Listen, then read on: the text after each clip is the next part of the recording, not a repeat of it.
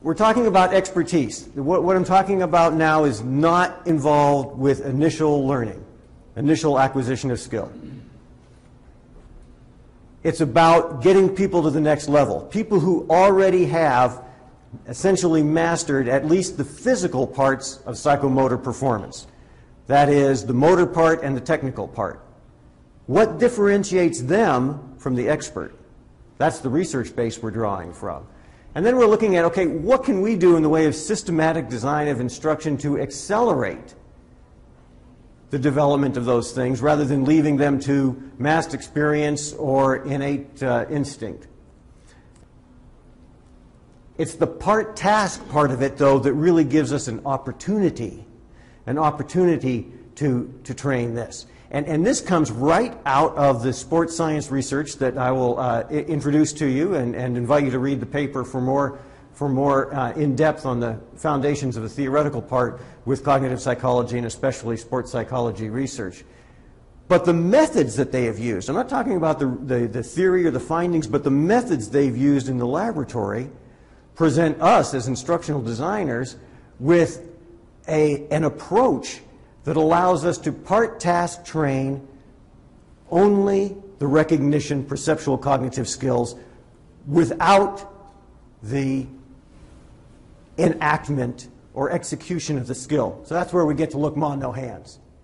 What does it mean in the areas that you have interests in, whether this is vehicle operation, medical procedures, weapons use, whatever it is, to be able to say we can train people, increase their level of expertise, no hands. Okay, so not in the field.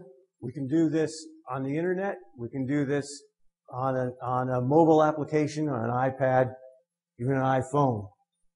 Think about what that means for the cost consideration and even more so for the mobility consideration, because when we're talking about accelerating expertise, people who are not usually necessarily in a training mode, they may in fact be deployed.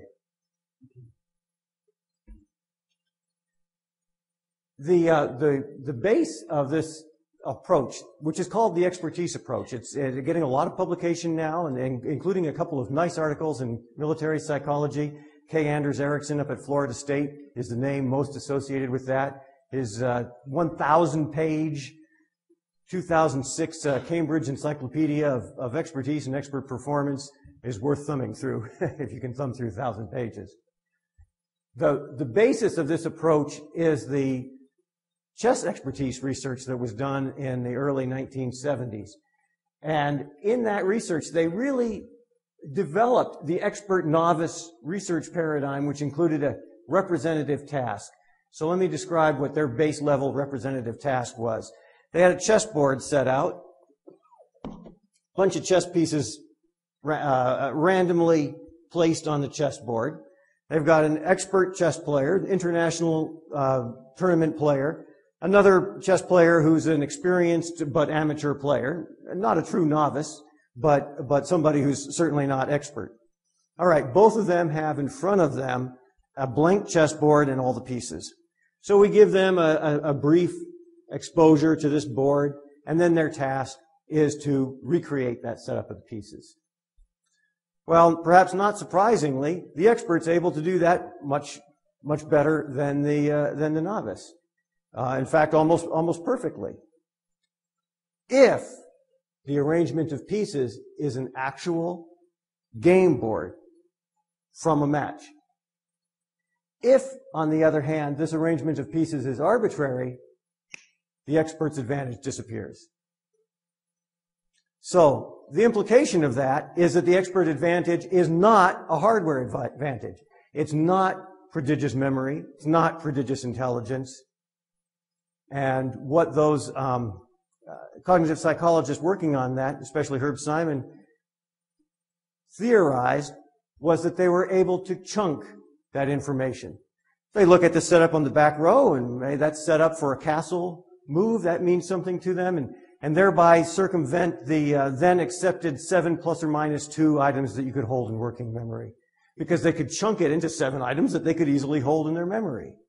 Now, interestingly then, sports expertise researchers in the early 80s, excuse me, about 10 years after that research, they started using that same approach to recognized expertise in certain kinds of sports action. So they set up representative tasks. They had experts and novices do it in the expert-novice research paradigm. They looked for differences. Where is there a difference between those two? If the performances are like this and it's different right here, well, there's the seat of expertise. The perceptual cognitive, especially the return of serve, that's been studied a lot. In fact, I'm going down tomorrow and start a training study with U.S. Tennis Association, trying to do some of this work, trying to apply some of this. And some work with batting and baseball, cricket for international folks. Also goaltending. This is what I said, this ballistic sort of thing, where those who argue for a direct perception link would say you can't decouple that perception-action link without changing the thing. Whereas the people I described, the chess expertise researchers, are working out of a cognitive information processing model, a computer-based model, input, processing, output, so that they're saying even if it's that intertwined, literally under a second, they still see that as a separate thing. And that's the model that we're following. But the perception, the action can, in fact, be decoupled in order to be measured for research and to be trained, and then recoupled. For instance, in the area of pitch recognition, something that I've worked with, they started with the expertise researchers. And the research was done in Australia, and they found out, using some methods I'll show you in a second, that indeed the experts are better at identifying the type of pitch, predicting the location, and that their window for doing that is 150 milliseconds. Now, if you sit here right now and blink as fast as you can, that's about 150 milliseconds. So that's the decision time frame that we're talking about. The method that they used in the research they call video simulation, meaning you're giving video for somebody to respond to. And it's kind of a simulation. Again, I don't necessarily agree with their terminology. I'm just saying that's what they do with it. A lot of people downstairs are going to say, that's not simulation, that's something else. Well, we'll get into that. With that, in combination with that video simulation, point of view video that you're responding to, that the subject is responding to, they would use an occlusion method. Spatial occlusion or temporal occlusion. Spatial occlusion, where they would mask part of the screen. Temporal occlusion, where they cut it off at various points in time in the action. In baseball, you throw the pitch, here's maybe a third of the ball flight, 150 milliseconds. That was the outside of their window of expert advantage. Show them more than 150 milliseconds, then the novice was as good as the expert in predicting where that pitch would go. Show them less, closer and closer to that moment of release, you get more and more expert difference. The expert's performance is going down, but the gap between them and the novice is going. But at points before release of the pitch, then it's just, they're all at chance. So we've got our window of expertise, which we discovered by when we cut this out, that's when the performance advantage disappears. All right, so what I did then was take exactly the same method and repurpose it as a training method. The only difference being, instead of mixing up these occlusion points, I now start with a progressive difficulty. Start with the easiest one that anybody should be able to master, step them on up to the farthest reach of the expert advantage. So this is a little bit of how, can we get some volume on that? It's cut off right at the moment. Okay, that's fine, not too much. Bang, you don't see any ball flight at all. Okay. And have you just try and read the type of pitch. Don't worry about the location. Okay. Curve change, fastball. Okay. Just picking up that type of pitch. I did 10 sessions with Division I NCAA baseball team. So these guys are already near expert. There's not a lot of headroom. We're working just on recognition. This is that occlusion method I was talking about. See how that's cutting to black right now? That's cutting to black at MOR, moment of release. This is the most difficult one. We had 10 15-minute sessions, individual sessions. So this guy is probably in his 8th session or so. He's worked all the way up to the most difficult one. You show players this at the beginning of the session and they'll say, I can't do that. That would be just guessing. You know what? When they get to the end of the session and they can do it, they still say, you know what? I feel like I'm just guessing. Say, yeah, but you're guessing 70% when chance is 25. A curve split. Now, he's not standing there swinging a bat. He's just looking at that. Now, you would say, how does that impact on performance? Now, it happens in baseball that we've got great metrics, in this case supplied by the NCAA. We used an 18-game pre-conference schedule of games that they had against Southern teams who played more games. You can see none of the figures, if you're a baseball fan, are really that great. But you'll notice that there's a substantial advantage, and in fact, the difference in batting average from the trained and the untrained group who just got extra batting practice reached statistical significance.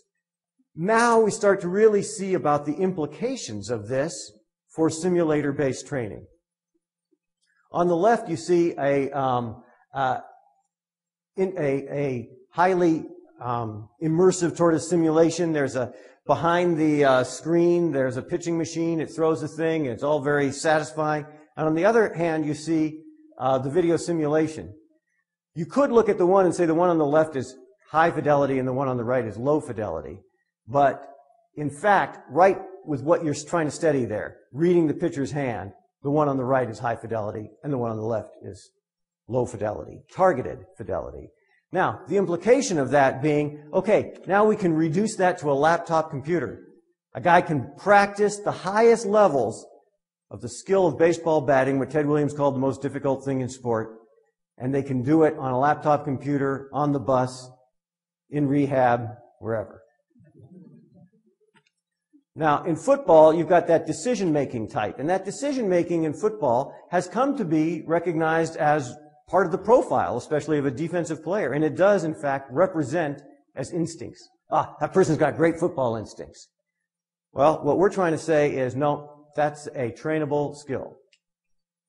Now, in football, we've got available film.